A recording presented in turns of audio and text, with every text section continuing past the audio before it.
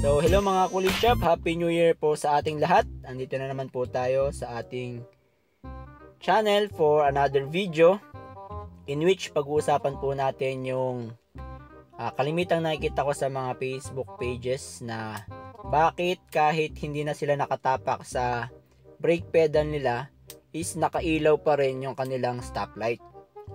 Okay, so ang main po na nagiging cause noon is faulty na yung ating brake switch light. So, siya po ay located sa ilalim ng ating dashboard. Dito sa ilalim ng ating pole ng steering wheel. At katapat siya ng ating brake pedal lever or yung bakal na katapat ng pedal, no? So, paano ba siya gumagana at anong itsura niya? So, ito po ang sample ng brake switch, no? Ngayon, for example, ito yung pedal natin, yung lever. Pag hindi tayo nakatapak sa preno, siya ay nakalubog. So, once na nakalubog siya, yung tip niya nakalubog, so ibig sabihin, naka-open yung circuit. So once na naka-open yung circuit, walang dumadaloy na current sa circuit, so nakapatay yung ating bulb, no? So once na tinapakan natin yung pedal, so lumalayo siya, yung lever. Pag lumabas na yung tip, ibig sabihin nagkakaroon tayo ng closed circuit in which umiilaw yung ating stoplight. So yun yung function niya. Ngayon, ang nagiging problem pag sira na siya, kahit na siya ay hindi naka-disengage or hindi tayo nakatapak sa pedal, nagki-create pa rin siya ng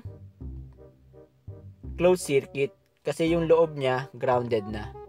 So, in that way, iilaw ulit at iilaw yung ating bulb. So, minsan naman, pag inalis natin yung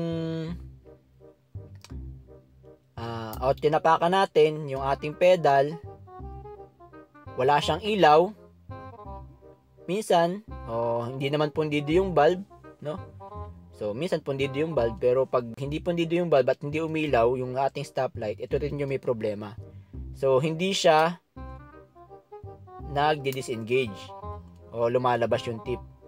Or, kahit lumabas siya, sira na yung circuit niya sa loob. So, lagi siyang naka-open.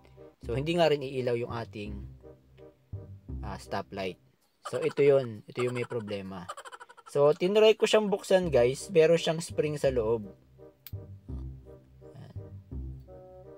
So, ganyan yung itsura niya. So, pagka nakaalis yung tapak natin, yan. So, nawawala yung connection. Kaya walang ilaw. Ngayon, pagka naman tumapak tayo, so umiilaw yung ating stoplight. Ito yung sira niya, guys. So minsan naman, dahil nauupod na tong tip niya, pag inalis natin yung tapak natin sa pedal, so dapat hindi siya iilaw kasi papasok siya.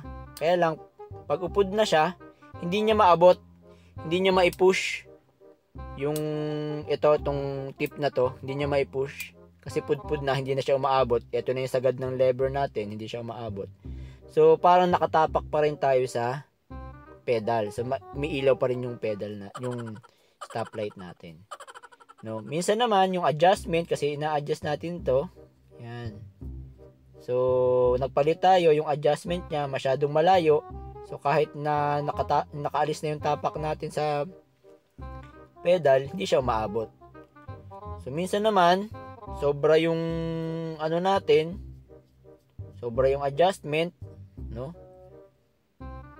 Kahit tumapak na tayo, hindi pa rin lumalabas yung tip kasi sobra yung adjustment. So, umiilaw yung ating bulb. So, ipapakita ko ngayon sa inyo, guys, yung location kung saan siya makikita para ma-check nyo kung tumatama ba yung pedal niya sa tip nung switch. Okay. So punta tayo doon sa ilalim. So dito siya makikita guys sa ilalim. Sorry kung medyo madumi na tong ilalim ng aking sasakyan. So tuntunin nyo lang yung pedal guys. So ito yung pedal natin. Ayan. Brake pedal. Tuntunin nyo yung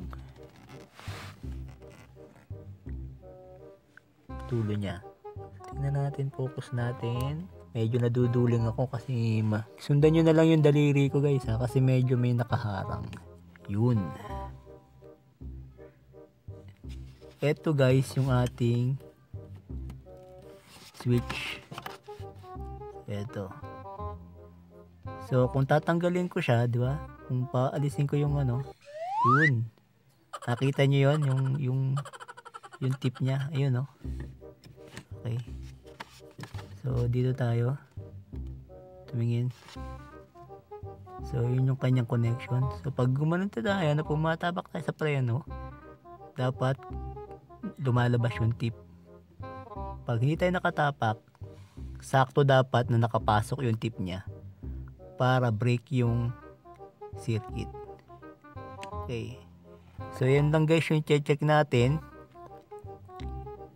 para malaman natin kung ano, yun yung problema. So dun yun yung location niya guys. Ngayon hindi ko may papakita kung paano magkalas, pero pakita ko lang sa inyo kung paano siya mapapalitan, no? So try natin itong buksan.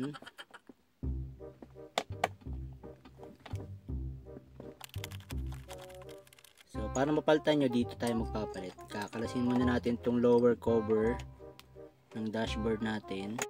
So para lang tayo nagkakabit ng dashboard. So yung ilalim lang naman ang kakalasin natin.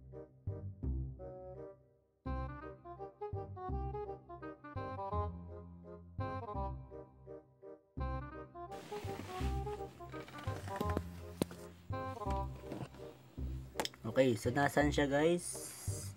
Yun. So eto siya, yung switch natin, no? Ayan.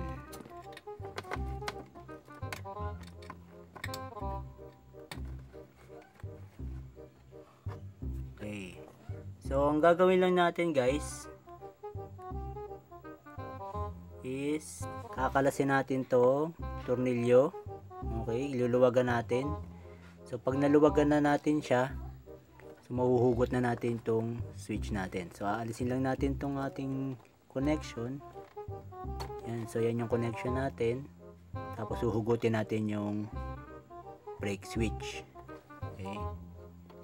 So once na mahugot na natin at napalitan, so ganoon lang naman din, i-reverse na lang natin yung process. Tapos ibabalik natin tong clip na to. Yan. Then i-adjust nyo siya guys, kasi dapat pagka hindi tayo nakatapak sa pedal, mawawala yung ilaw nya. So pag naman tumapak tayo sa pedal, kahit konting tapak lang, dapat yung tip nya madi-disengage, no? Kasi ako nakailang timpla ako nito kasi ako lang mag-isa. So hindi ko makita kung umiilaw yung brake light ko.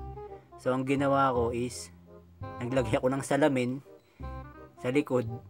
Tapos every time na tumatapak ako, tinitingnan ko kung umiilaw siya. So meron kasi tayong tapak na yung hindi masyadong deep yung tapak, no? Pag tapak natin, dapat kahit konting tapak lang, iilaw na yung ating brake light para hindi late yung pag-ilaw niya. Yung iba kasi pag tapak, kung malalim ang tapak, tsaka pa lang siya magdi-disengage, tsaka pa lang iilaw. So hindi makakapag-warning yung stoplight natin dun sa nasa likod natin. So maganda yung konting tapak lang, disengage na siya. So para magawa yon, so iikutin lang natin to kasi may screw naman siya, no? Meron siyang thread. So gaya ng ating sample dito, ayan. So iikutin lang natin siya pag ganun para lumubog, tapos pag ganun para lumabas siya. So para matimpla natin ng maayos yung pagtapak, no? So yun lang guys. Sana makatulong ako sa inyo at nakita nyo kung paano somehow magpalit nung brake light switch natin. Okay, so ibalik ko lang tong spring. Ayan.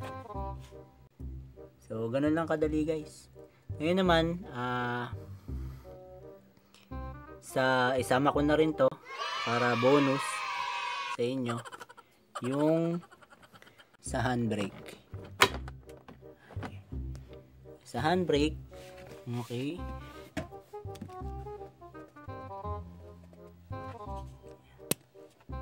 So pag nakababa yung handbrake natin, so dapat hindi siya nakailaw kasi nakalubog yung handbrake switch natin.